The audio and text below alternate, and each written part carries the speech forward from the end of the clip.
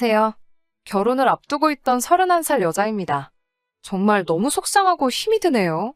제가 대학생이 될 무렵 일찍 아버지를 여의었어요. 급작스러운 사고이기는 했는데 아버지 이름으로 되어 있는 아파트도 두 채나 있었고 미리 준비해두신 보험 덕분에 아버지가 없어도 살아가는 데는 큰 문제가 없었어요. 온 가족이 아버지를 먼저 보냈다는 사실에 처음에는 다들 많이 힘들어했지만 산 사람은 살아야 하지 않겠냐며 이내 곧 털어내고 일어날 수 있었어요. 저도 제 남동생도 어린 마음에 아버지가 돌아가신 그때의 상황이 너무 힘들었지만 우리가 힘들어한다면 제일 힘들어할 사람은 우리 어머니라는 생각에 같이 힘들게 이겨냈습니다. 그렇게 시간은 지나고 저도 대학을 졸업해 취직을 하게 되었고 남자친구를 만나 결혼을 준비하고 있었습니다. 남자친구는 저와 나이 차이가 있던 남동생의 과외 선생님이었어요. 오며 가며 저도 마주치게 되었고 남동생의 과외 선생님이다 보니 남동생과도 사이가 좋아서 그 부분이 가장 마음에 들었습니다. 결혼을 한다면 남편이 제 남동생하고 사이가 좋게 지냈으면 했거든요. 스드메를 알아보면서 제가 드레스 피팅을 하던 날에 어머니가 눈물을 뚝뚝 흘리시면서 제가 이렇게 예쁜 모습을 저희 아버지가 봤었어야 했다고 하시며 슬퍼하셨어요. 그렇게 정신없이 결혼 준비를 하면서 하루하루를 보내는 와중에 안타깝고 충격적인 일이 생기게 되었습니다. 친구들하고 놀러 나가셨던 우리 어머니가 고속도로에서 교통사고가 크게 나게 되었고 그걸로 입원해 계시다가 결국 교통사고로 돌아가시게 되었습니다. 난데없이 저와 제 남동생은 고아가 되어버렸어요. 얼마 안 있어 올릴 제 결혼식을 엄청 기대하셨는데 아버지가 제 드레스 입은 모습을 못 보는 게 아쉽다고 하시던 어머니마저 떠나보내게 되니 모든 게 허무하더라고요. 장례식장에서 멍하니 천장만 바라보고 있었어요. 정말 무슨 생각으로 앉아있나 싶더라고요. 한참 정신을 못 차리고 있는 와중에 제 남동생이 저한테 제 전화기를 건넸어요. 시어머니 되실 분의 전화라고. 제 전화기가 아까 전부터 계속 울렸다고 말하면서 전화기를 제 눈앞으로 들이밀더라고요.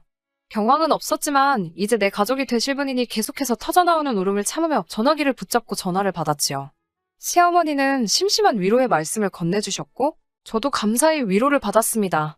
그리고 다음 날에도 시어머니는 제게 전화를 주셨습니다. 그런데 이번에는 저를 걱정해서 위로해주는 말씀이 아니라 다른 말을 하시더라고요. 장례가 끝나는 날이 언제냐고 물으시더니 알아보던 혼수는 어찌 되었느냐고 물어보셨습니다. 저는 제 귀를 의심했습니다. 아무리 결혼이 일륜지대사라지만 집안에 초상이 났는데 직접 찾아오시지는 못할 망정 혼수 준비하던 게 어떻게 돼가냐고 확인하시는 전화라니요. 어이가 없었지만 그 질문에 화를 내거나 대답도 할 틈도 없었습니다. 저도 경황이 너무 없었거든요. 나중에 전화드리겠다 말하고 그냥 전화를 끊었습니다. 저는 동생과 둘이서 어머니의 상을 치러내야 했고 이제 저는 결혼을 한다지만 부모님 두 분 다 보내고 저 혼자 남은 이 기분을 어찌 감추고 살아야 하나 싶어 앞이 막막하더라고요. 그리고 아직 대학교도 졸업하지 못한 남동생을 보니 한숨이 푹푹 나오더라고요. 마지막으로 엄마를 보낼 때에는 울다가 숨이 넘어가 실신 직전까지 가게 되었습니다. 모든 게 끝나고 온 가족이 같이 살던 집에 돌아오니 집안 곳곳이 전부 어머니의 흔적들로 가득했어요. 울다가 울음을 그쳤다가 넋이 나간 사람처럼 몇 시간을 혼자 펑펑 울었습니다. 그 시간을 어떻게 보냈는지도 모르겠어요. 한참 집안을 정리하면서 울다 지쳐 새벽이 다 되어서 제 방으로 들어왔습니다. 앞으로 몇 시간밖에 못 자겠더라고요. 그래도 아침에 일찍 일어나기 위해 알람을 켜기 위해 핸드폰을 들었는데 제 전화기에 부재중 전화가 수십 통이 와 있더라고요. 모두 시어머니 되실 분의 전화였습니다. 상을 치르고 있을 거라는 걸 알고 계셨을 텐데 무슨 급한 일이 있길래 이렇게 안달나게 전화를 주신 걸까 싶어서 날이 밝으면 전화를 드려야겠다고 생각하고 잠을 청했습니다. 알람을 7시에 맞추어 놓았는데 6시부터 제 전화기가 울리더라고요. 예비 시어머니의 전화였습니다. 이 시간에 전화를 주신 거면 무슨 큰일이 나도 낫겠다 싶어 저도 화들짝 놀라서 전화를 받았습니다. 무슨 일로 전화를 주셨는지 조심히 물어봤는데 예비 시어머니께서는 저에게 지금 살고 있는 집이 전세인지 자가인지 물어보시더군요. 자가라고 대답을 드렸더니 그렇냐고 하시면서 이번에는 아파트가 몇 평인지 물어보셨어요. 32평형이라고 대답을 드리니 이번에는 그 집을 누가 상속받게 돼 있냐고 물으십니다. 이해가 안 되는 것도 있었지만 속이 뻔히 보이는 질문에 저도 슬슬 화가 나기 시작했습니다. 아직 결혼을 한 게 아니라지만 사돈이 될 저희 어머니의 장례식인데 참석도 안 하고 첫날에 전화로 안부를 묻기는 하셨지만 저도 여러모로 기분이 안 좋아지기 시작했습니다. 잠도 몇 시간 자지 못한 상황에 거기다 대고 뭐라 할 기운도 없고 예비 시모는 본인이 듣고 싶은 대답은 다 들었다고 생각했는지 아무튼 알겠다라고 대답하시면서 그냥 전화를 끊어버리셨어요. 저녁이 되니 퇴근한 예비 신랑이 저희 집에 찾아왔어요. 제가 걱정이 돼서 찾아온 거지요. 저를 찾아온 예비 신랑에게 당신 어머니가 나한테 전화해서 뭐를 물어보셨는지 알고는 있느냐며 이 사실을 물어봤습니다. 예비 신랑은 본인 어머니가 성격이 급하셔서 그런 거라며 얼버무리기 바쁘더라고요. 그러면서 조심히 저한테 말을 꺼내더라고요. 어머니랑 통화했으니 자기가 말 안 해도 알지 않냐면서 이 집은 제가 상속받게 된 걸 알고 있고 제 동생은 어머니가 동생 장가 갈 때를 대비해서 팔지 않고 가지고 계시던 아파트를 가져가기로 한 사실도 알고 있다라고 하면서 그러면 신혼집을 굳이 우리들이 구할 필요가 뭐가 있느냐면서 상속세와 혼수를 신랑 쪽에서 해올 테니 우리는 그냥 이 집에 신혼살림을 차리자고 단도직입적으로 물어보더라고요. 돌아가신 어머니가 상속을 어떻게 하시는지 그걸 어떻게 그렇게 잘 알고 있느냐고 물었더니 전날 제가 통화가 안 돼서 예비 신랑이 제 동생한테 전화해서 다 물어봐서 이미 알고 있다고 하더라고요. 동생은 경황이 없는 가운데 매형될 제 남자친구가 하는 말에 그 상황에서도 상속을 어떻게 받게 되는지 일일이 다 설명해준 모양입니다. 정말 참기 힘들었고 쏟아져 나오는 화를 주체할 수가 없더라고요.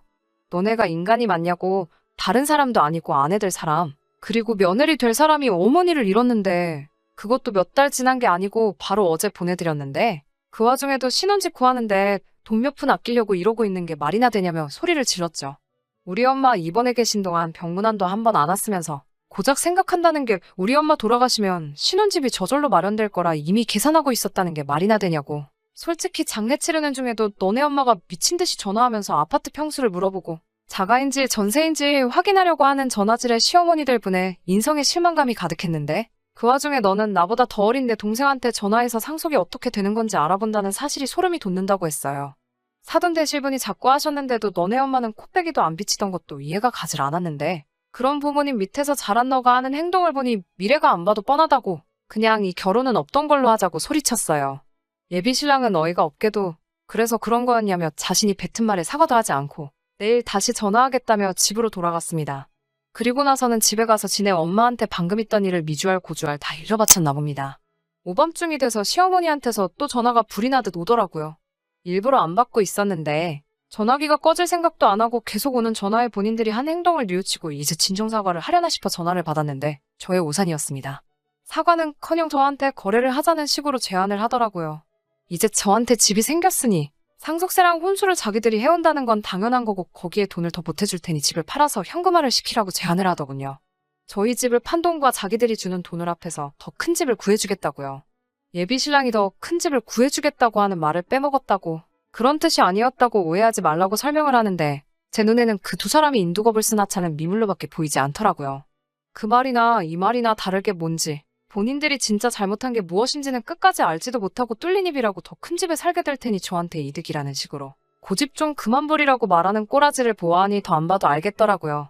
상속받으면서 생길 세금이 앞으로 우리 결혼하고 나서 절약하게 될 돈이 문제가 아니고 앞으로 저한테 무슨 일이 일어난다고 한들 그 집구석에서 제가 받을 대우가 눈에 안 봐도 뻔했어요. 게다가 이제 부모님도 안 계시니 제가 시댁에 매여 살 거라고 생각하신 건지 저를 아주 만만히도 본 것 같습니다. 그 사람들한테는 지네 가족이 최우선이고 그 다음이 돈, 그리고 그 다음이 저라는 생각밖에 들지 않았습니다. 더 할 말이 없다고 해도 자꾸만 다시 생각해보라고 강요하는 말에 저는 그렇다면 내일 직접 얼굴을 보고 이야기하자고 말하고 전화를 끊었습니다. 그리고 저는 다음날 친척들을 전부 다 저희 집으로 불렀습니다. 만나기로 1시간보다 일찍 친척들을 소집을 했고 신발을 숨기고 전부 방에 들어가서 기다려 달라고 했어요.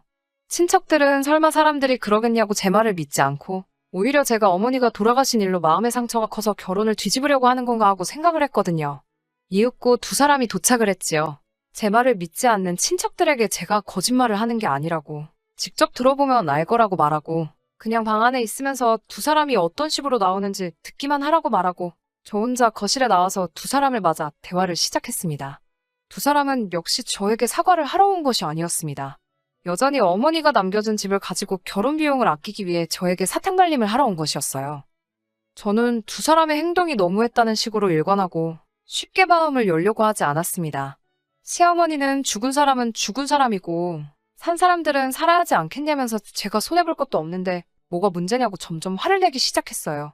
그러고 나서는 하는 말이 이제 저는 고아나 마찬가지고 혼주석을 비워둔 채로 결혼식을 올린다는 사실이 아주 결혼식에 참석한 사람들에게 보여주기 부끄러워 죽겠지만 그런 와중에도 저를 며느리로서 받아주려고 하니 오히려 제가 시댁에 고마움을 느껴서 알아서 먼저 그 제안에 따라야 한다고 하더라고요. 대화를 할 필요조차 없는데 벌써부터 시어머니를 오며 가며 하게 만든다고 쓴소리를 하게 만들며 예단은 필요가 없으니 그걸로 부조금을 한 셈치고 이제 그만 고집 꺾고 이 집을 팔아 더 큰 집을 구하든 엄마가 살던 집을 포기하기 싫으면 그냥 이 집에서 신혼살림을 차리든 알아서 하라며 저에게 역정을 내셨습니다. 그 말이 끝나기가 무섭게 방 안에서 저희 친척들이 우르르 나왔어요. 특히 저와 결혼할 예비신랑을 특히 더 마음에 들어하던 삼촌과 그를 친형처럼 따르던 제 동생의 표정은 실망감에 심하게 일그러져 있었습니다. 방 안에서 사람들이 몰려 나오니 두 사람은 당황해서 아까까지 신나게 떠들던 그 입을 꿈쩍도 하지 못하더라고요. 끝까지 본인들이 무슨 잘못을 했는지 깨닫지 못하고 결혼할 상대, 며느리 될 사람한테 이런 짓을 하는 게 사람이 맞냐면서 사회생활을 처음부터 다시 배워야겠다고 몰아갔습니다. 세상천지에 사돈상 치르는데 재산이 어찌 되었냐고 묻는 사람이 어딨겠냐며 공감 능력도 터무니없이 부족하고 사람 알기를 우습게 아는 집안에는 이제는 제가 시집을 가겠다고 우겨도 보낼 생각이 없다며 두 사람 보고 이제 제 근처에는 얼씬도 하지 말라고 앞으로 제 앞에 다시 한번 나타난다면 그땐 재미없을 줄 알라며 한 소리를 했습니다. 두 사람은 결국 포기하고 돌아갔고 그 뒤로도 정말 후환이 무서운지 아무 연락도 없습니다. 잠시나마 진심 어린 사과를 하지 않을까 기대한 제가 정말 바보 같습니다. 처음부터 이런 낌새를 알았더라면 좋았을 테지만 그래도 지금이라도 알게 되었으니 다행이라고 생각합니다. 이런 쓰레기 같은 집구석에 시집가지 말라는 엄마의 선물이라고 생각하라지만 돌아가신 어머니를 생각하면 고작 이런 걸로 어머니와 바꿔야 했냐는 생각이 들며 처음부터 눈치채지 못한 제 자신이 너무 원망스럽네요. 가끔씩 동생한테 연락을 시도해본다고 하는데 동생도 화가 풀리지 않아서 연락을 받고 있지는 않다고 하네요. 전화를 받아서 욕짓거리라도 한 다발 해주고 싶지만 그동안의 정이 있으니 거기까지는 하지 않겠다고 합니다. 어떻게든 그 집구석하고 두 번 다시 엮이지 않고 저도 이 아픔을 털어내고 새 출발을 하는 게 돌아가신 어머니 아버지를 위해 그리고 저를 위해서도 가장 좋은 결정이라고 생각하고 저도 하루빨리 마음 추스르고 새로운 시작을 위해 노력해야 할 것 같습니다.